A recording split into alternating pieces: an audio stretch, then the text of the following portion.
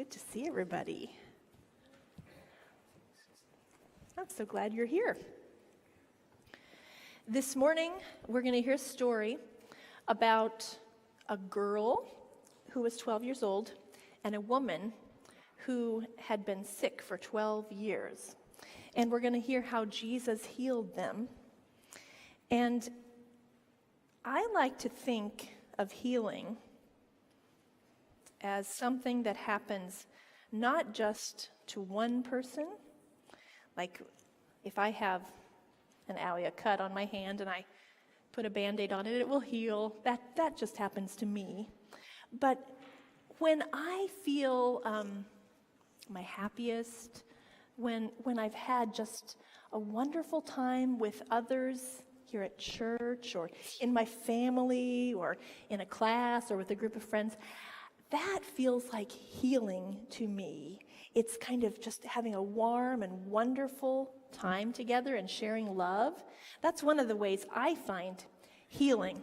And sometimes I remember my connection to other people, and that reminds me of healing. And so this morning, while we hear the story of the women who found healing, I'm going to invite people to hold a string, this red string, and as we hear the story, we'll all hold on to it together. Do you think we could do that? Let's practice. Will you grab some string? Now this string is tangled. It was used at our first service this morning, and it's broken. There are kind of two sets of string.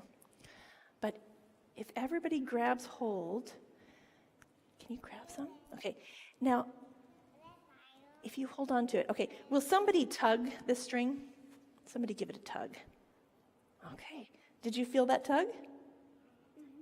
We're all holding on together, and we can feel each other's movements. We're all connected. Okay, so I would like your help. Who is sitting in the balcony this morning? Okay. Will you please take this red thread up to the balcony? And will you start it? I'm going to ask all the people in the balcony to send this spool of thread down so that everybody has a piece of the thread. We're all going to hold on to the same piece. Yes. Will you start that? Okay. And then who is sitting down here? Okay. Kaylee, will you help me send this string around? We'll just send it down this side and then the other side so that everybody, if they want to, has a chance to hold on to it. Okay? And then it can just end up in the front with me. Okay. Thank you. All right. Let's remember that we are connected to one another in God's love. You can go back and sit down. Thanks for coming up.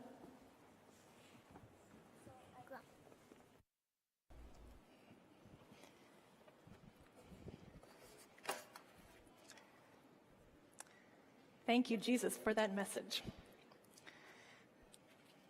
Mark 5:21-43. Jesus crossed the lake, and on the other side, a large crowd gathered around him on the shore. Jairus, one of the synagogue leaders, came forward, and when he saw Jesus, he fell at his feet and pleaded with him. "My daughter is about to die. Please come and place your hands on her so that she can be healed and live." So Jesus went with him. A swarm of people were following Jesus, crowding in on him. A woman was there who had been bleeding for 12 years. She had suffered a lot under the care of many doctors and had spent everything she had without getting any better. In fact, she had gotten worse. Because she heard about Jesus, she came up behind him in the crowd and touched his clothes. She was thinking, if I can just touch his clothes, I'll be healed. Her bleeding stopped immediately, and she sensed in her body that her illness had been healed. At that very moment, Jesus recognized that power had gone out from him. He turned around in the crowd and said, "Who touched my clothes?"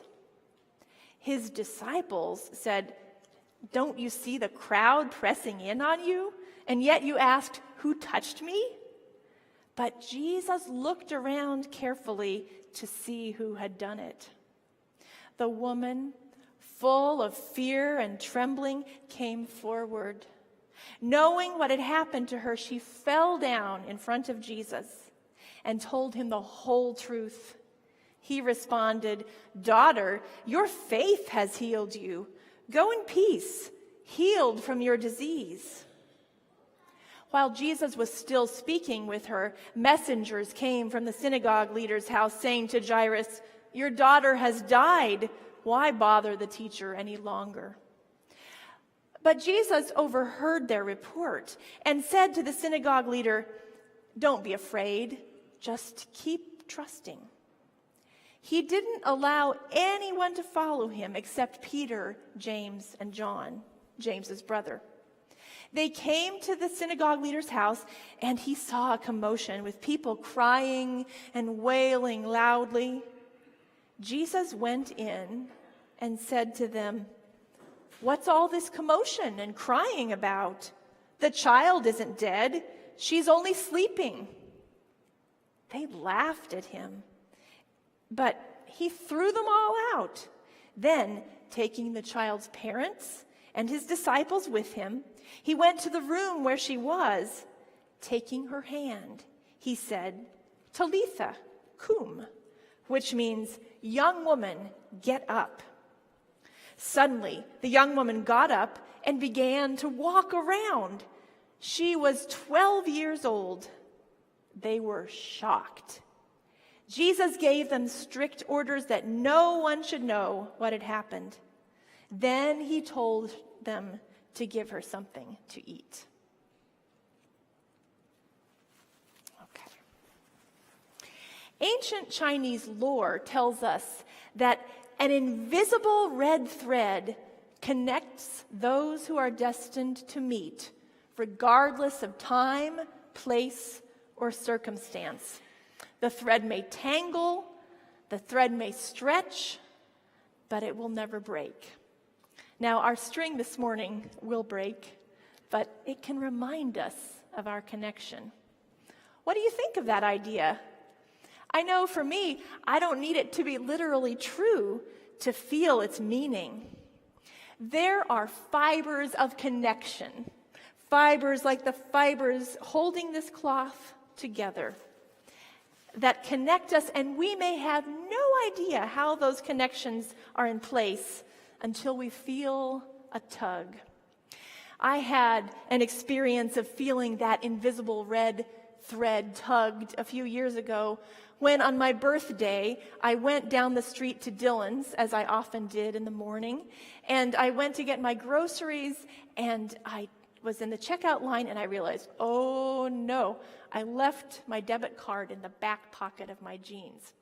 Fortunately, my bank was just right in the parking lot, and so I walked to the bank, the cashier held my groceries, and as I walked in the bank, I noticed a man lying on the floor.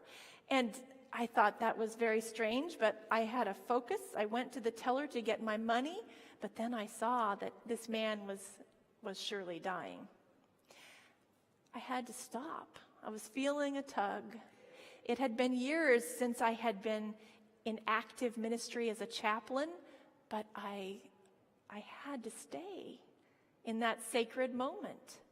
So I looked at the bank manager who was attending to the man, and I asked if I could help, and she said, "Go out to the car, to the parking lot. His wife is in the car." So the manager had called 911. I went to get the wife. We came in. She sat down. "Oh, God," she said. We waited. The paramedics came, and they tried to resuscitate the man, and they did take him to the hospital. At that point, or before that point, I had gotten my money, and I left. I left, having witnessed a death on my birthday, and just pondering that. What did that tug? What did that experience mean? Why did I forget my debit card? Why did I get groceries at that time? What was I to make of this? A few weeks later, in the Walmart jewelry aisle or something, I met the bank manager again, and I realized, oh, I knew her from another setting as well. We voted at the same precinct. And she talked and she said, yeah, I accompanied the wife to the hospital and I stayed till the daughter arrived. And, oh, we have something for you back at the bank. And, what? Okay, so I went and a day or two later, and I got a card from them and a gift card. And they said, you were an angel. And I thought, I don't know about that. And I know, too, that I felt a tug, that angels are messengers of God, that we're all messengers of God, and that something about that experience, somehow, in a way I didn't understand, it was not that this man's death was meant to happen, but the timing of it was just how it was. And I had to honor that timing, and it was something, that little tug of that invisible red thread was something that really made me eager to get back into pastoral ministry again after being away for a number of years. I wanted to get back in the fray of things. Well, our woman this morning, who had bled for 12 long years, also wanted to be back in the fray of things. She felt the tug of that thread. And how far is our thread now? Is it all the way to the front? Okay. Oh, great. So you looped it around. Okay. So if periodically you want to give it a little tug, you can experiment and see who tugs back. Our woman today felt the tug, and her conditions, according to Jewish law, she couldn't be in the fray of things. She couldn't be here. She couldn't be in the synagogue. She couldn't be part of family and community celebrations. After years of living on the margins, excluded, she felt a tug to do whatever it took to come back. Maybe if I could touch even a thread of his garment, of his clothes, she might have been thinking. Jesus is the figure in the center of our story who pivots between these two healings. A woman who has been ill, who has been bleeding for 12 years, a girl who is 12 years old. Their little story bookends with Jesus moving the red thread through the center. Jesus felt the tug of the thread, red like the woman's blood. Does he shy away? No.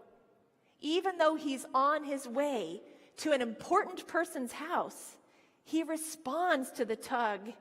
Even though his disciples asked like the woman was stealing something from him. They almost treat her like she was taking something that wasn't hers. But Jesus quickly sets the people straight. This woman isn't stealing his energy, and his clothes aren't magic. The woman's faith has made her well. And what she needed was to see Jesus mirror that faith back to her. Daughter, your faith has healed you. Go in peace. So many of us long for healing. I know I do. And we long for so many different kinds of healing: physical, spiritual, mental, healing of strained or broken relationships, healing from systemic racism, healing from systemic poverty, healing from all sorts of social problems. We long for healing where there are laws that limit people, that limit movement of people, for anything that keeps people on the margins. So what a heartening story this is in reminding us of our connection to God's healing power, to Jesus, God's presence and love made real in human form, sometimes as barely visible as a little red thread. The red thread holding this story together doesn't stop being tugged with the woman's healing. It goes on. Many of us seek healing in the world today, and from the perspective of Mark, the storyteller, we can't heal ourselves. It's really interesting that the synagogue leader who comes to Jesus begging him to heal his daughter uses the word save her, or he wants his daughter to get saved.